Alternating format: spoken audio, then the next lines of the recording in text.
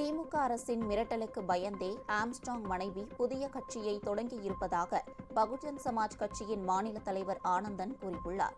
பகுஜன் சமாஜ் கட்சியின் முன்னாள் மாநில தலைவர் ஆம்ஸ்ட்ராங்கின் முதலாம் ஆண்டு நினைவஞ்சலி மற்றும் பொதுக்கூட்டம் சென்னை வேப்பேரியில் நடைபெற்றது.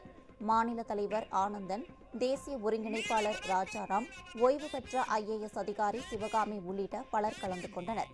ஆம்ஸ்ட்ராங் கொலைக்கான காரணம் என்னவென்று இதுவரை தெரியவில்லை என்றும், இதற்கு உடனடியாக திமுக அரசு பொறுப்பு ஏற்க வேண்டும் என்றும் முன்னாள் IAS அதிகாரி சிவகாமி வலியுறுத்தினார். ஆம்ஸ்ட்ராங் கொலை வழக்கை CBIக்கு மாற்ற கோரும் மனுவில் அவரது மனைவி கையெழுத்திட மறுத்துவிட்டதாக குற்றம் சாட்டிய ஆனந்தன், திமுக மிரட்டலுக்கு பயந்தே புதிய கட்சியை தொடங்கியிருப்பதாகவும் கூறினார்.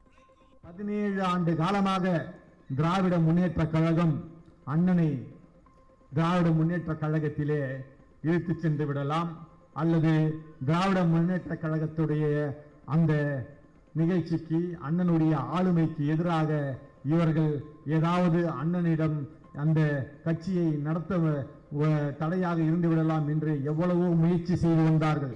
17 ஆண்டு காலமாக 11 மாசம் எதுக்குன்னா, இந்த அரசியல் ரீதியா அண்ணனுடைய மரணத்தை மறக்கடிக்கணும், அண்ணன் இவ்வளவு பெரிய கொள்கையை தோண்டி புதைக்கணும் அப்படின்னு சொல்லிட்டு யாரை பயன்படுத்துறாங்கன்னா, அவங்களுடைய சொந்த மனைவியையே இந்த அரசு மிரட்டி பணிய வைத்து, இப்பொழுது அந்த மிரட்டல்களுக்கெல்லாம் உருட்டல்களுக்கெல்லாம் அவர்கள் பணிந்து தனி கட்சி என்று ஒன்றை இன்று ஆரம்பித்து அண்ணனுடைய கொள்கைக்கு எதிரானது